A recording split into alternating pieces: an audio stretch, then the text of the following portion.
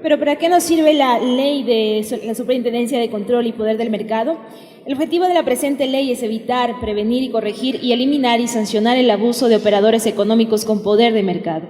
La prevención, la prohibición y sanción de acuerdo a los colusorios y otras prácticas restrictivas, el control y regulación de las operaciones de concentración económica. Continuamos con las exposiciones magistrales. En este caso tenemos ya la presencia del doctor Leonardo González Cajamarca, funcionario de la Superintendencia de Compañías, Valores y Seguros del Ecuador, Intendencia Loja. Él nos hablará acerca del análisis constitucional de los derechos económicos en el Ecuador. Un fuerte aplauso para él.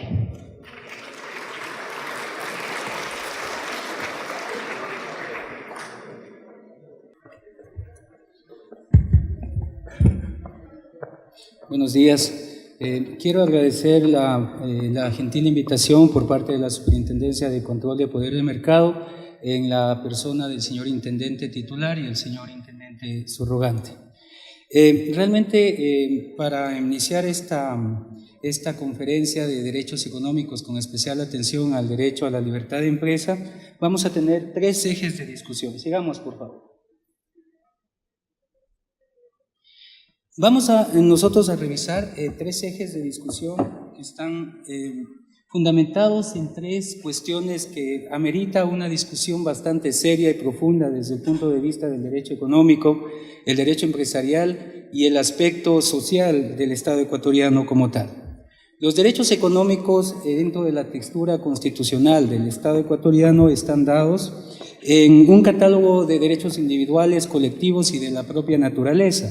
Sin embargo, existe una extrapolación del concepto, alcance y efectos de estos derechos económicos con respecto a lo que entendemos con Estado constitucional de derechos, y es justamente este es un tema fundamental que vamos a tratar para determinar efectivamente el ejercicio de estos derechos, si es compatible o resulta legítimo el vincularlos como derechos humanos. La segunda tesis de esta conferencia es si estos derechos que tienen una vocación de ser tomados como humanos, especialmente el derecho a la libertad de empresa, es un derecho fundamental, lo cual implicaría un reto enorme en su instrumentación formal a través de las acciones de protección. Entiendo yo que el Consejo de la Judicatura está presente acá y es un tema súper interesante para determinar qué cambios pudiéramos nosotros exigir a los jueces dentro del rol del Estado constitucional de derecho. Y la tercera tesis fundamental es justamente determinar que existen ciertos límites constitucionales a los derechos económicos de los ecuatorianos dados o instrumentados a través de delimitaciones legales, lo cual representa importante por su sola representación. No obstante, estos derechos económicos, si lo ponemos a analizar dentro del concepto de Estado constitucional, resultan ser transversales con principios teológicos y filosóficos como la solidaridad y la justicia. Así entonces, empecemos a revisar un poco de teoría constitucional. Todos nosotros sabemos que la Constitución actual es producto de un proceso muy innovador, creo yo, con una influencia enorme del neoconstitucionalismo latinoamericano. Nace entonces un nuevo modelo de Estado y eso habría que entenderlo y comprenderlo. El preámbulo de la Constitución empieza diciendo: el Ecuador es un Estado constitucional de derechos, justicia social, democrático, soberano, independiente, unitario, intercultural, pluricultural y laico. Con esta introducción, con esta sinopsis constitucional de la textura constitucional, podemos decir que los derechos económicos en el Ecuador tienen que ser transversales y entendérselos dentro del concepto de Estado constitucional. El Estado constitucional entonces tendría 3 características fundamentales. La primera característica es el cambio del orgánico funcional del Estado. Así desterramos la concepción de Hobbes, Rousseau, Diderot, Montesquieu, de los 3 poderes del Estado para el Ecuador instaurarse sobre 5 poderes. El nuevo poder del Estado, y el más importante probablemente, es el de participación ciudadana y control social, que es una implicación de una democracia más participativa, que viene como un nivel más elevado de la democracia representativa del Estado neoliberal de ese entonces. La segunda y más fundamental característica de este modelo económico es probablemente el catálogo tan grande, tan enorme de derechos individuales, colectivos y de la propia naturaleza que tiene nuestra Constitución. En este catálogo nosotros encontramos uno de los catálogos de derechos más grandes del mundo. Para uno de los juristas mexicanos, Miguel Carbonell, inclusive existen tantos derechos en el concepto de Estado constitucional de derechos en el Ecuador, que inclusive tenemos una tesis de ponderación en el ejercicio de estos derechos, lo cual resulta curioso por su sola representación y que amerita unos estudios mucho más profundos por parte de nuestros constitucionalistas.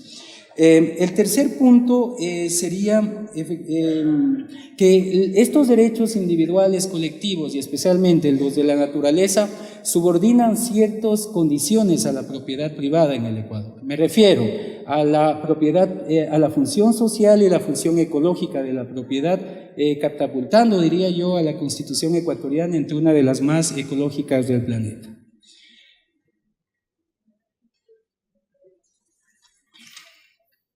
Entonces, ¿qué representa y qué es el Estado constitucional de derecho? Estudiosos constitucionalistas, porque existe mucha doctrina ecuatoriana sobre este tema, no obstante, sería la propia Corte Constitucional que en la sentencia vinculante 001 nos dé los presupuestos mediante los cuales entendemos el Estado constitucional de derecho. Sin embargo, el doctor Grijalva, Ávila, Santa María, el doctor Torres, el propio doctor Pazmiño, que preside la Corte Constitucional, nos dan ciertos presupuestos que nos dicen que el Estado constitucional de derechos representa una irradiación de los derechos constitucionales que deberían plasmarse en leyes especiales o específicas. Así, la sentencia vinculante a la que hago referencia, que es una de las más importantes cuerpos, al menos cuerpos jurisprudenciales del Ecuador, nos da 3 elementos a reconocer dentro de lo que es o los efectos que tiene el Estado constitucional de derechos. El primero de ellos es justamente el reconocimiento de la Constitución como norma vinculante a los valores y principios y reglas constitucionales. Y ojo con esto, que en este reconocimiento constitucional tenemos a los derechos económicos, que ya vamos a ver en un mapa únicamente que lo vamos a poner a título de ejemplo para ilustración de segunda generación. La segunda gran innovación, digamos, de los efectos esenciales del concepto de Estado constitucional es el tránsito del juez mecánico aplicador de reglas a un juez garantista de la democracia y de los contenidos axiológicos previstas en la Constitución, y esto es esencial. No podemos concebir nosotros un Estado constitucional de derechos sin la actuación real, efectiva, formal y material de un juez. El juez es tan importante que es el creador mismo de derecho para este concepto. Y la tercera y gran característica fundamental del Estado constitucional de derechos es que la existencia de garantías jurisdiccionales vinculantes, adecuadas y eficaces a la protección de todos los derechos constitucionales. Por lo tanto, pensaría yo que los derechos económicos, si vamos a la segunda tesis del inicio de esta ponencia, deberían ser acogidos en las acciones de protección en el Ecuador para tener una verdadera protección y eficacia de los mismos. No obstante, queridos amigos, el concepto de Estado constitucional, a mi criterio, todavía está en construcción. Pero yo he encontrado, parece que decía en la introducción de mi ponencia, yo estoy estudiando el Derecho Empresarial y Económico para efectos de un doctorado en la Universidad Externado de Colombia, y justamente tengo la suerte de estudiar en un país en el cual el Estado social de derecho lo tienen instaurado desde el año 91, entonces ellos han tenido un avance importantísimo, enorme, en justamente garantía y reconocimientos de derechos, especialmente de derechos económicos. Pero entonces el Estado social de derecho es un concepto esencial de inmediata y directa aplicación, con un valor jurídico de plena validez, y es la columna vertebral de cualquier interpretación de la ley fundamental.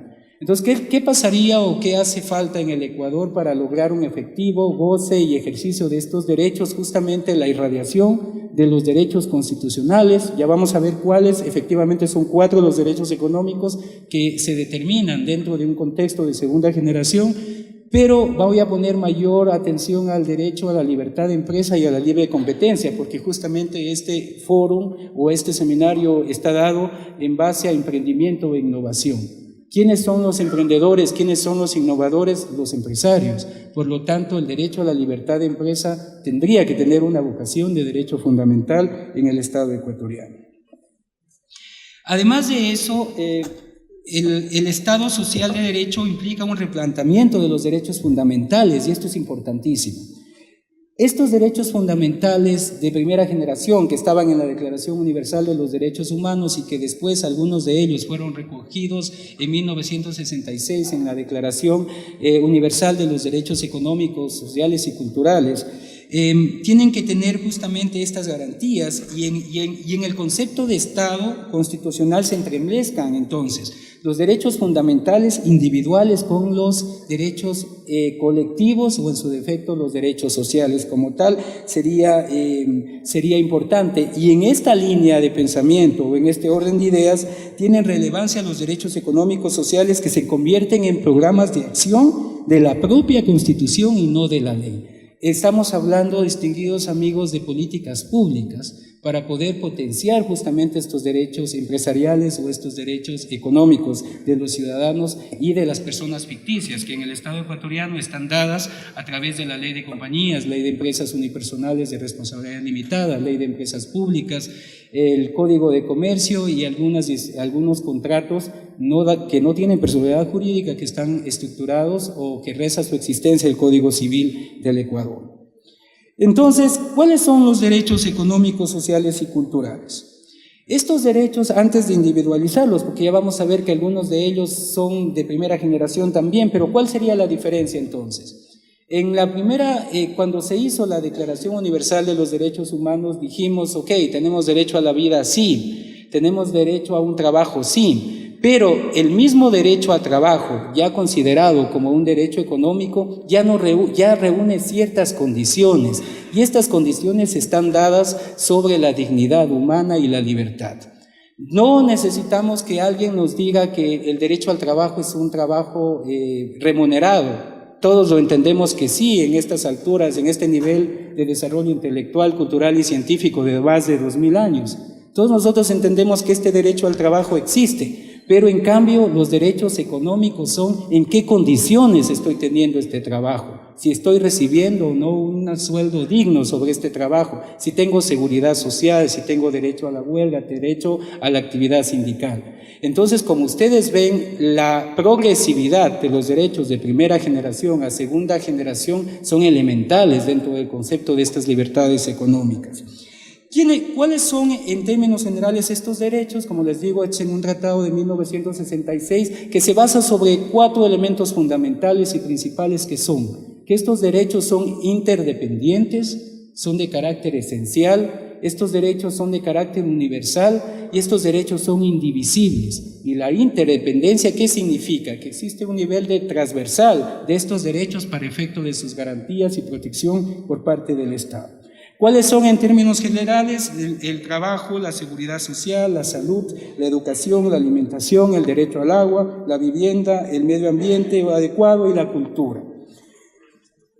Sigamos, por favor. En esta gráfica hay una seria discusión acerca de todos los académicos, especialmente expertos en derechos humanos, de que no existen ya derechos de primera, segunda, tercera, cuarta y quinta generación, porque, como los había dicho, la interdependencia de cada uno de ellos los convierte en fundamentales, aun cuando existan en primera o segunda o tercera o cuarta jerarquía, que únicamente lo he clasificado en base a la progresión del tiempo. Como vemos, los derechos que ameritan nuestra atención son los económicos, sociales y culturales, pero estos están dados sobre imperativos categóricos de igualdad, pero también de dignidad humana. Probablemente uno de los filósofos modernos más importantes de toda la historia, como es Immanuel Kant, sería quien influya su criterio o su imperativo categórico de dignidad humana sobre el ejercicio de estos derechos. Entonces, todos los doctrinarios, inclusive sentencias de la Corte Constitucional de la India, de la Corte Constitucional de España, de la Corte Constitucional de Colombia y de Brasil, nos dice que son 4 los derechos económicos más importantes que deben ser respetados por los Estados miembros de las Naciones Unidas. Estos derechos son el derecho al desarrollo de la personalidad, el derecho al trabajo, el derecho a la libertad de empresa y a la libre competencia. Yo voy a poner mi especial atención, como les había explicado al inicio de la ponencia, al derecho a la libertad de empresa. Pero voy a explicar brevemente qué es el derecho al desarrollo de la personalidad. Y la Corte Constitucional Colombiana, que tenemos que tomarla como referencia porque es una de las antecesoras de nuestro proyecto de Constitución del año 2008, justamente dice que el derecho al desarrollo de la personalidad está dado a la ejecución de un trabajo u oficio. Cuando hablamos de un oficio, una actividad artística, cultural, ¿no es cierto? Y cuando hablamos al trabajo como profesión, nos vamos a nuestras titulaciones, ¿no? De abogados, ingenieros, economistas, lo que nosotros tengamos como formación o habilidades en el campo profesional. El derecho al trabajo, hay muchos escritores que todavía siguen escribiendo acerca del derecho al trabajo, y yo pienso que todavía en el Ecuador hay mucho por hacer, pero estoy convencido de que realmente lo que tenemos que potencializar en el Ecuador a nivel constitucional, a nivel legislativo, como política de Estado y como conducta transversal del respeto a las normas internacionales de estos derechos, es justamente el derecho a la libertad de empresa y el derecho a la libre competencia. Más importante de todos ellos es el derecho a la libertad de empresa, porque de la libertad de empresa, del ejercicio empresarial, depende obviamente la libre competencia. Porque al no desarrollarse estructuras empresariales o al no desarrollarse oferta y demanda en el mercado de bienes, productos, es indudable que el principio de la libre competencia también está coartado. Entonces, ahora sí vamos a revisar un poco en dónde se desenvuelven estos derechos económicos en el Ecuador, y estos están dados en el sistema económico del Ecuador, que no lo veamos simplemente como una retórica formal, sino más bien como una retórica material de estos derechos. Porque, para ponerles a título de ejemplo, el modelo económico de Perú se llama modelo social de mercado. El modelo económico en Colombia se llama modelo de libre mercado. El modelo económico en el Ecuador es de un sistema social y solidario. Y aunque de todas maneras nosotros tendríamos que reconocer que este modelo social y solidario tiene implícitos ciertos valores, o el espíritu del constituyente quería instaurar necesariamente una relación dinámica entre la sociedad, el Estado, el mercado, pero esto en una forma armónica con la sociedad y con la naturaleza, porque como habíamos explicado, en nuestra Constitución todos los derechos económicos están dados sobre bases individuales, colectivistas, colectivas y derechos de la propia naturaleza como tal. Es interesante también el artículo 283, que lo tienen ustedes en esta diapositiva, que justamente nos habla de que cuáles son las formas mediante las cuales se conforma el modelo económico del Ecuador, y esta se organizará en forma pública. Nosotros sabemos la existencia de la Ley de Empresas Públicas, que vincula que toda sociedad que tenga más del 50% de inversión estatal necesariamente tendrá que ser una empresa pública. El sector privado, que es esencial para el desarrollo económico actual, empresas de economía mixta que tenemos, el popular y solidario, y las demás que se establezca la ley. Con este modelo económico, entonces, nosotros podemos rescatar 4 objetivos fundamentales de este sistema. Y entre uno de ellos es lo que había hablado ya el delegado, el expositor por parte del sistema de contratación pública. Es hasta cierto punto inclusivo y es en un sentido de distribución del ingreso de las personas y el ejercicio o ciertos privilegios que tengan el sistema social y solidario. No obstante, uno de los objetivos fundamentales también que establece nuestro modelo económico está dado a la producción nacional y a la producción y la competitividad, dado en sistemas de acumulación de conocimiento tecnológico. Me refiero al segundo antecedente de esta diapositiva: incentivar la producción nacional.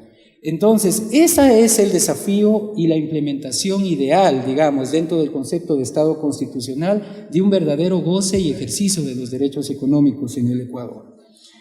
Ahora sí, vamos a hablar entonces del derecho a la libertad de empresa, que como les había dicho, en algunos países, Corte Constitucional como de la India, de Estados Unidos, de Brasil, de Colombia, de Costa Rica, nos han dicho que se trata de un derecho fundamental. ¿Y por qué se trata de un derecho fundamental? Como habíamos dicho, es tan importante su influencia que de él depende el crecimiento económico o estancamiento de un país. Aunque no lo crean, aunque parezca un poco insólito, no existe en la Constitución del Ecuador, en la actual Constitución aprobada por el pueblo del Ecuador en el año 2008, una norma que nos diga estos son los derechos, este es el derecho a la libertad de empresa. Sí existía en la Constitución de 1998 una disposición que ustedes la tienen en la diapositiva, dice el derecho constitucional a la libertad de empresa con sujeción a la ley. En la Constitución del año 2008, sigamos por favor, en cambio no nos habla de un derecho a la libertad de empresa en sí, pero en cambio nos habla de un derecho económico que está dado en el siguiente imperativo, en el siguiente canon constitucional. Sigamos por favor. El Estado reconoce y garantizará a las personas el derecho a desarrollar actividades económicas. Y aquí es donde está implícito el espíritu del derecho a la libertad de empresa, en justamente el ejercicio de efectuar estas actividades, pero en cambio nos da ciertas reglas constitucionales, y esto es importante analizarlo, no desde el punto de vista de la filosofía del derecho, sino desde el punto de vista sería desde el punto de vista más axiológico, deontológico de la norma. En el siglo XVIII, finales del siglo XVII, inicios del siglo XVIII, el conde de Montesquieu escribió una obra que se llamaba El espíritu de la ley. Creo yo que actualmente eso se nos ha olvidado a los juristas y a los filósofos del derecho se les ha olvidado. ¿Por qué? Porque toda norma tiene un propósito deontológico y una finalidad teológica. Y esta finalidad es el bien común. Por lo tanto, no debemos nosotros olvidar estos contenidos axiológicos y deontológicos de esta norma que están dados en los siguientes principios. Principio de solidaridad y responsabilidad social y ambiental. Hasta aquí nosotros podemos entonces estar fortaleciendo la idea de que los derechos económicos en el Ecuador están subordinados a ciertos principios o valores constitucionales dados por el constituyente del año 2008. Estos tres imperativos categóricos de solidaridad, responsabilidad social y ambiental, aunque no lo crean, tienen una connotación enorme en el ejercicio o en la evidencia del derecho a través de la jurisprudencia. ¿Por qué?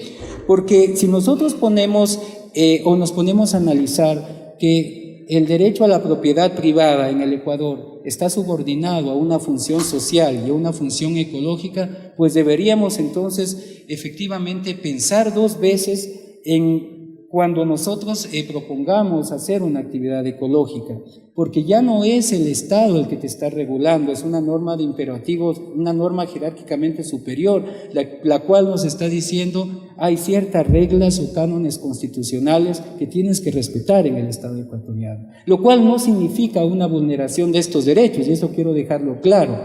Hay una escritora, probablemente una de las más grandes representantes de derechos económicos constitucionales en América Latina, que es Magdalena Correa. Ella piensa que estos límites constitucionales, reglas o principios no están vulnerando el núcleo esencial, porque justamente el ejercicio de los derechos económicos tiene que ser concomitante o transversal con el modelo de Estado social que en el Ecuador se conoce como modelo social y solidario. Entonces, no tengamos un poco de miedo, pero es necesario conocerlos. Decir que la propiedad privada en el Ecuador tiene ciertos requisitos, y estos requisitos también tienen que tener ciertas características propias del Estado social de derecho. Sigamos, por favor. En cuanto al argumento filosófico del denominado principio solidaridad, y esto es importante. La solidaridad, tal como lo recoge la Declaración Universal de los Derechos Humanos y la Declaración Universal de los Derechos Económicos, Sociales y Culturales, no se trata de una solidaridad humana, que probablemente teóricos del derecho deontológico antiguo, por ejemplo, San Agustín, Santo Tomás de Aquino o el propio Immanuel Kant lo reconocían como un acto de solidaridad humana. Constitucionalmente, el argumento solidaridad está dado a un argumento de paz, de convivencia, tanto nacional como internacional, pero sobre todo es una manifestación de una vida colectiva con un sentido de bienestar. Recordemos nosotros que nuestra Constitución no es de corte utilitarista, de la filosofía de Bentham. Más bien nuestra Constitución es de corte colectivista, tenemos una filosofía del buen vivir, del summa causae, ¿no es cierto? Y esta filosofía del buen vivir tiene ciertos elementos más de corte colectivo que individual. El buscar la felicidad, como lo decía Aristóteles, no es una felicidad individual, sino es una felicidad en la cual el hombre es fin y es objeto en sí mismo para un propósito superior. Este propósito superior sería la convivencia social, y esta convivencia social está ligado estrictamente al principio de justicia. Entonces, estamos hablando de imperativos categóricos como una vida digna por el concepto de dignidad, de una vida justa con el principio de teorías del Estado justo y de equitativo por el principio de repartición o repartición de la riqueza como tal.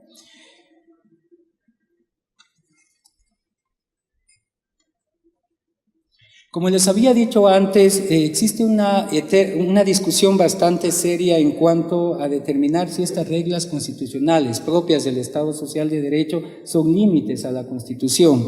Magdalena Correa, que es una de las mayores exponentes, Jesús Conil, por otro lado Adela Cortina y especialmente también Friedman, que es un economista, nos dicen que no estamos vulnerando un núcleo esencial de un derecho fundamental, porque el Estado tiene un propósito superior, que es el bien común, y este bien común tiene que instrumentarse a través de políticas públicas también, que es lo que probablemente en lo que tiene que trabajar mucho el Ecuador si queremos lograr una verdadera competitividad internacional. El ejercicio de la libre empresa en el Ecuador, distinguidos amigos, tiene que tomarse ya en forma seria, porque recordemos nosotros que estamos ya en un acuerdo de libre comercio, en los cuales nosotros tenemos que ahora sí competir con países con mayor desarrollo económico que el nuestro y mayor desarrollo empresarial. Es por esto que justamente el tema de las libertades económicas en este tiempo tienen que verse con mayor importancia y mayor relevancia en la actualidad. El numeral 9 del artículo 83 de la Constitución de la Constitución de la República del Ecuador nos dice es un requisito necesario para el ecuatoriano practicar la justicia y solidaridad en ejercicio de sus derechos y real disfrute de los bienes y servicios. Por lo tanto, este ejercicio también tiene los valores constitucionales de justicia y equidad. El doctor Grijalva, por otro lado, que es uno de los constitucionalistas que más ha hablado del concepto de Estado constitucional de derecho, nos dice que la cooperación y la cooperación deben de viabilizarse en términos materiales, y este es un propósito fundamental. Nosotros tenemos una de las constituciones que la mayoría de filósofos del derecho actual nos han dicho es una de las mejores del mundo, que ya hasta cierto punto asusta de tan perfecta que es. Pero en cambio los ecuatorianos estamos viviendo un verdadero goce y ejercicio de estos derechos consagrados en la Constitución. Pensaría que el Ecuador tiene que trabajar mucho en hacer materiales estos derechos. Y como les decía, justamente el concepto de Estado constitucional está dado sobre eso, sobre la irradiación de estas normas cánones constitucionales ya que se evidencien en políticas públicas o en leyes para garantizar el ejercicio de estos derechos. Vamos a pasarnos un poco el concepto, vamos a hablar entonces ahora de la responsabilidad social, y eso es súper importante. Si nosotros tenemos empresas que están posibilitando fuentes de trabajo, que están pagando impuestos, que están contribuyendo a un desarrollo nacional, económico, estas empresas tienen que tener una responsabilidad social adicional a su ejercicio Esa sería la gran interrogante. La función social, como les había explicado, ya es una función a la propiedad con cánones de función social y función ambiental. Pero se necesita una responsabilidad extra, como es la responsabilidad social de la empresa. Tendríamos que pensarlo seriamente en el país por dos razones. La primera razón es que no tendría o se sustenta en el sentido de que la empresa es una entidad económica cuyo objetivo fundamental es la creación de riqueza, tanto al grupo de interés como de accionistas, como a los otros grupos relacionados. Y de hecho, los propios estudios de la Unión Europea, estudios que se efectuaron en Colombia, en Perú, nos dicen que la empresa que tiene como único y fundamental objetivo la maximización de ganancias para efectos de solo el grupo de interés propietarios no ha progresado en el mundo. La empresa más bien que ha implementado normas mediante las cuales se vincule también a la colectividad, se vincule a los proveedores, al propio Estado, se vincule a los grupos de interés como consumidores, son las que más se han mantenido dentro de un mundo globalizado. Y es por esto que la mayoría de campañas de las empresas multinacionales están relacionadas a vender su marca como una empresa social. Y grande ejemplo de esos las tenemos en las empresas de Estados Unidos y de la Unión Europea, en la cual la responsabilidad social empresarial para ellos no solo es un imperativo estatal de cumplimiento, es también un buen negocio porque el consumidor va a buscar una empresa que socialmente sea responsable por las connotaciones sociales, económicas que tiene. Sin embargo, pienso yo que los límites constitucionales y las delimitaciones legales a este ejercicio también tienen que darse sobre elementos en los cuales la empresa tampoco llega a tener un poder, una extrapolación del poder respecto al Estado. Y hay grandes ejemplos en el mundo de empresas que sobrepasaron esa línea a una conducta monopólica. Tres ejemplos nada más voy a referir para ilustrar. No podemos concebir que Microsoft, por ejemplo, controle el 88,8% del hardware mundial. ¿Qué pasó ahí? La regulación ya pasó de un Estado, ahora la regulación tiene que ser multinacional, o en su defecto tiene que ya el derecho de integración preocuparse de estas cosas. Otro ejemplo es la compañía Monsanto, que controla el 92% de las semillas transgénicas del planeta. 5 minutos, tengo 5 minutos para concluir. Muy bien, muchas gracias. Simplemente para concluir, porque el tema, como ustedes ven, es apasionante, es muy extenso, simplemente para construir los derechos económicos en el Ecuador, dentro del concepto de Estado constitucional de derechos, están aún en construcción. Necesitamos el rol de los jueces, de la jurisprudencia, que nos digan efectivamente se trata o no de un derecho fundamental. También queda abierto el debate, distinguidos amigos, y especialmente a las personas de la judicatura, el saber o el decidir o instrumentar o viabilizar que estos derechos sean sujetos de acciones de protección para que justamente estos derechos sean garantizados efectivamente en forma proba y no evitar un daño irreparable como que es lo que ha pasado en el Ecuador.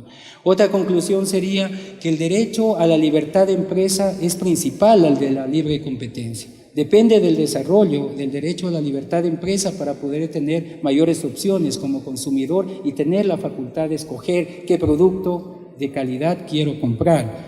Y la última conclusión sería que en algunos casos resultan legítimos los derechos los derechos económicos, especialmente al de la libertad de empresa, dados por un espíritu constitucional, resultan legítimos siempre y cuando no vulneren el derecho esencial de este derecho de libertad, que como ustedes ven es un logro de más de 200 años en el mundo. A los estudiantes de Derecho, de Economía, de Contabilidad, simplemente decirles, en Derecho Económico y Derecho Empresarial hay todo por hacer en el Ecuador. El desafío es de ustedes, el desafío, la esperanza de los académicos, de los estudiantes, de los abogados, de los profesionales en el Ecuador, es esperar justamente que el Estado constitucional de derecho se alimente con la interacción de las otras entidades, especialmente de la Corte. Los jueces necesitan hacer derecho en el Ecuador. Con estos antecedentes me despido y les agradezco infinitamente su atención.